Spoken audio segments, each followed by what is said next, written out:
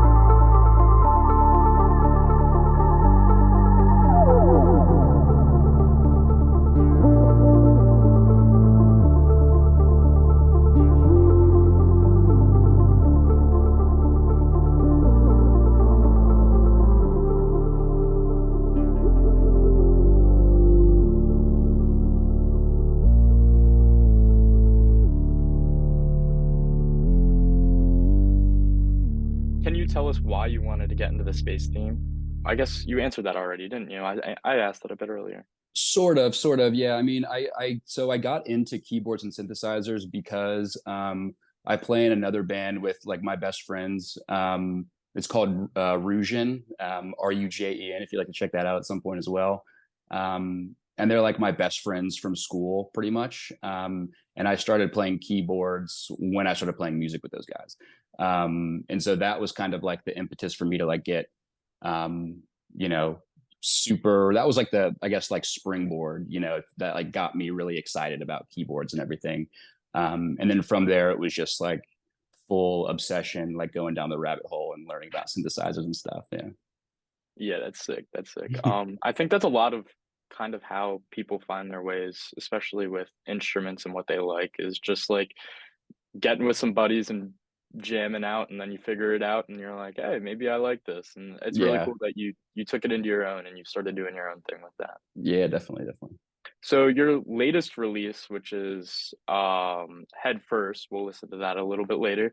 But are you planning on releasing a new album with that? And if so, is it going to be a collection of previous stuff that you've already released, or is it going to be all new stuff? Just tell us a little bit about the album. If there's an album coming, I think I saw that maybe you teased it a little bit. But I'm excited for it if there is. And if you could tell us a little bit about that, that would be great. Yeah, definitely. There is an album coming, which I'm super excited about. It should be. I don't have like a set firm release date for it. I'm kind of like doing the singles here and there. So that, yeah, the first one I just released a few weeks ago is called Head First. And yeah, I'm super excited about it. It's sort of like what I originally envisioned this project to sort of be, if that makes sense. More like indie kind of psychedelic traditional song structure type of vibe. But it had just taken me a little bit to like figure out the logistics of everything. I had written I'm constantly like writing music and everything, and I had written a batch of songs that I thought would make sense for a full record, and I ended up recording them just over a couple weeks last summer at a studio here in Atlanta called Big Trouble Recording. I had met the two guys that run that studio, Dan Gleason and TJ Elias, through this like songwriting session thing that I did kind of a while back, which was really cool. There's this like nonprofit organization in Atlanta called ATL Collective, and they're like a musical nonprofit organization, like focused on kind of like creating more of a musical community among artists and like bringing artists together and stuff and doing these cool events, and kind of like helping to push people forward in their musical journeys, which is really cool. And they do this thing where they host like songwriter sessions where you get paired with another artist, and you go to a random studio and work with like engineers and producers and stuff for a day and just like write a song and like have a good time. And so I had done that, and I happened to get paired at Dan and TJ studio and just had a really good time with those guys. And then a few months later, I had messaged them saying, hey, would you guys want to like do a full record with me? And I sent them a bunch of demos and stuff, and we ended up kind of just, knocking it out over the course of a couple weeks last summer, which was an absolute blast. Yeah, that's sick. That's sick. So this is Head First by Frogmorton.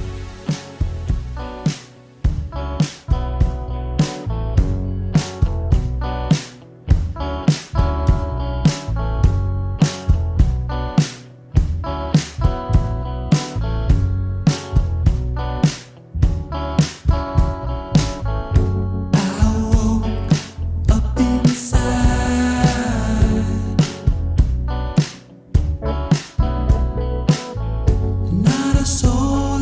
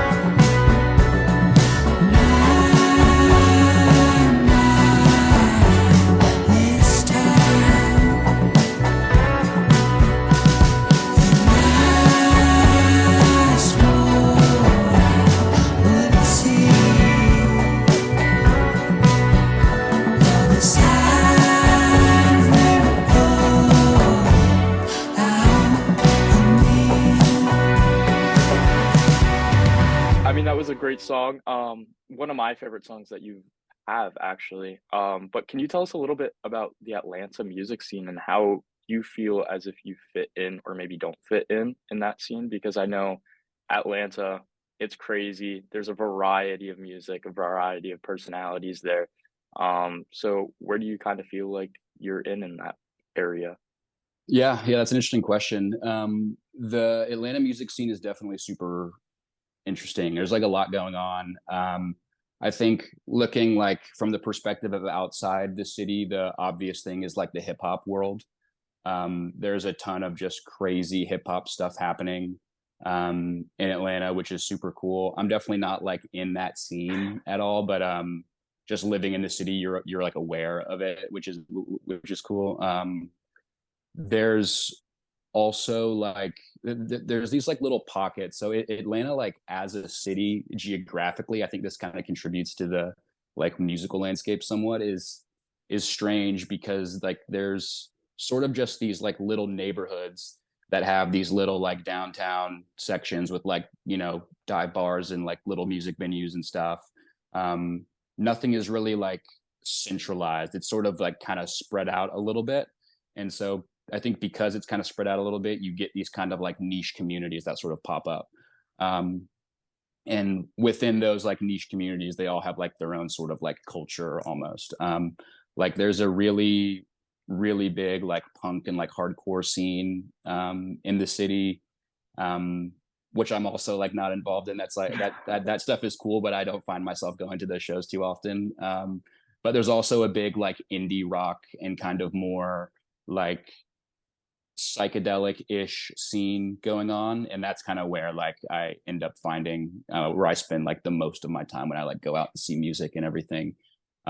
Being in Georgia, you kind of get a little bit of like some country stuff happening in the indie scene, which can be kind of cool.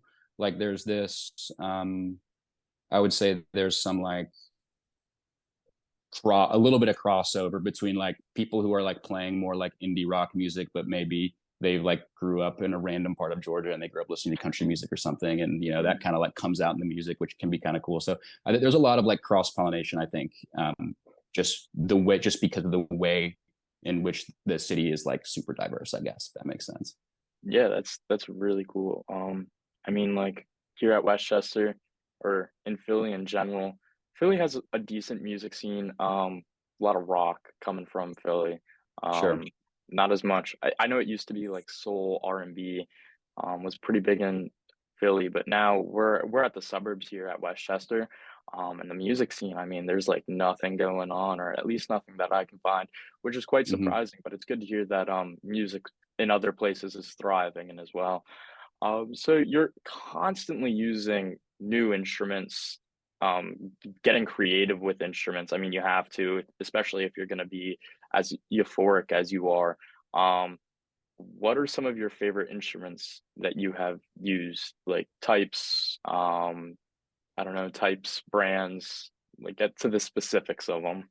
Sure. Yeah. I'm a huge, so being a keyboard guy, I'm a huge fan of the Fender Rhodes. I think maybe you can probably see it. Yeah, sitting right behind me, that big monstrosity of a keyboard back there is a Fender Rhodes. That's like my absolute favorite instrument of all time, probably. Just a classic and timeless, and very old and has a bunch of problems and like breaks constantly, but it's super fun and sounds amazing. I like I guess I like old stuff, if that makes sense. There's just more of like an excitement to me, I guess, when I look at something that's like, oh man, this thing's 60 years old. It feels like it has more of like a soul in it, I guess. As far as like instruments that I play like pretty much every day, it's that Fender Rhodes. I have an old like Harmony Meteor guitar that I play all the time, and that is heard pretty much constantly throughout the record. It was between that and maybe one or two other guitars most of the time. Um, and yeah, those are probably the two main ones right now. Any random strange synthesizer is exciting to me. I like after like was able to develop like a cursory knowledge of like how synths work. It's always really fun to like see a new panel that doesn't make any sense to you, and you just start like turning knobs and like seeing what happens and stuff, you know. Yeah, that's sick. One more thing, and then we can wrap up here. But we talked about you're releasing a new album. Not sure when, but it's coming. Maybe this year, maybe next year. Yeah, definitely this year. Definitely this Definitely year. this year. Okay. Yeah. So we know there's a new album on the way, but past the new album, what's up next? Do you have any plans on doing any shows, maybe a small tour? Yeah, I'm definitely trying to figure out the live situation. That's been like at the forefront of my mind recently now that I'm like starting to release some of these tunes. No set plans for a tour at this point. I need to like figure out just like the live setup first. Yeah. But I definitely have plans to play some shows, and um constantly like writing new music as well. So, you know, integrating like, you know, new songs and stuff. So which is exciting. All right, sweet. Well, this was Frogmorton. My name is John.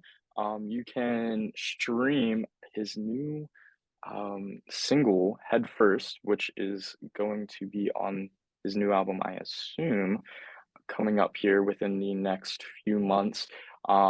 Is it on any streaming service? Yes, any streaming service. Yeah. Any streaming service. There we go. So this was Frogmorton, Nick. It was a pleasure having you on. Thank you so much.